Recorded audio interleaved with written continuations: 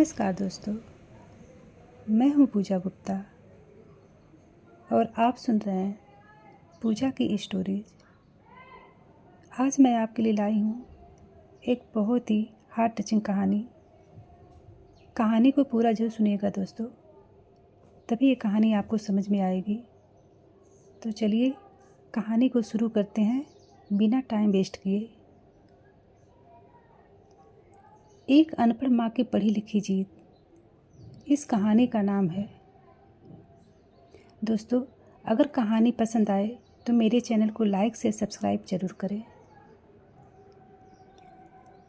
माँ साइन कर दो। रोहन ने जैसे ही स्कूल की पेरेंट्स मीटिंग में अपनी माँ पायल के सामने फॉर्म बढ़ाया, उसकी उंगलियां कांप गई। कागज पर बिखरे अक्षर उसके लिए किसी पहेली से कम नहीं थे। उसने कोशिश की, लेकिन कलम जैसे जमी हुई थी। आसपास के बैठे लोग उसे अजीब नज़रों से देख रहे थे। आपको अपना नाम लिखना भी नहीं आता क्या? टीचर का सवाल सीधा उसके दिल पर वार कर गया। पायल की आंखों में आंसू भर आए। उसने बहाना बनाया और फॉर्म रोहन के दोस्त के पापा से भरवाया, लेकिन दिल में कुछ टूट सा गया। घर लौटते समय रोहन चुप था। शायद वो पहली बार अपनी माँ की कमजोरी देख रहा था। उस रात पायल सो नहीं पाई। दीवार पर हाथ फेरते हुए उसने सोचा, क्या मैं हमेशा दूसरों पर निर्भर रहूंगी? क्या मेरी तकदीर में हमेशा अनपढ़ रहना ही लिखा है? लेकिन अगले ही पल उसने खुद को जवाब दिया, नहीं, अब और नहीं। अगले दिन जब रोहन स्कूल गया, पायल ने उसका पुराना स्कूल बैग उठाया। धूल से भरी कापियाँ खुली और अ से अनार, ब से बत्तख धीरे धीरे उंगलियों से अक्षर बनाना शुरू किया। कई बार गलती हुई। कभी म का उल्टा डब्लू बन जाता, कभी क और र का फर्क नहीं समझ में आया, लेकिन उसने हार नहीं मानी। जब रोहन होमवर्क करता, पायल पास बैठ जाती और ध्यान से उसे सुनती।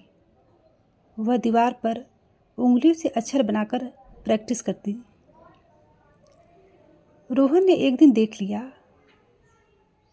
और माँ को पूछा, माँ, आप क्या कर रही हो? माँ ने कहा, मैं भी सीख रही हूँ बेटा। रोहन की आंखों में चमक थी। अब हर रात माँ बेटे की क्लास लगती।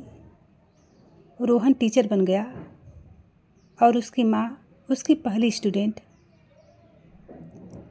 कभी कभी अक्षरों की जगह आंसू टपक पड़ते, लेकिन उसने लिखना नहीं छोड़ा। कुछ महीनों के बाद वही मीटिंग फिर आई।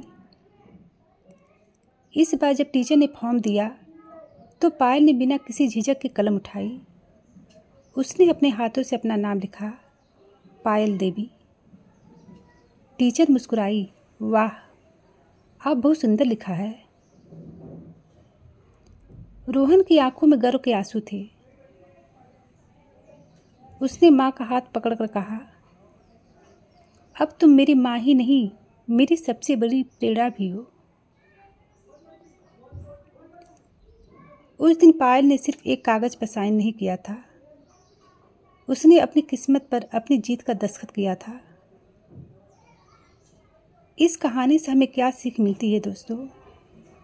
कि शिक्षा की कोई उम्र नहीं होती। सीखने की चाह हो तो हर दीवार कागज बन सकती है और हर संघर्ष एक नई कहानी लिख सकता है। तो दोस्तों, कहानी कैसी लगी आपको? कहानी अगर अच्छी लगी हो तो मेरे चैनल को लाइक से सब्सक्राइब ज़रूर करें। आपका एक लाइक मुझे बहुत मोटिवेट करता है। तो चलिए मिलते हैं नेक्स्ट कहानी में। तब तक के लिए राम राम जी, अपना ख्याल रखिएगा।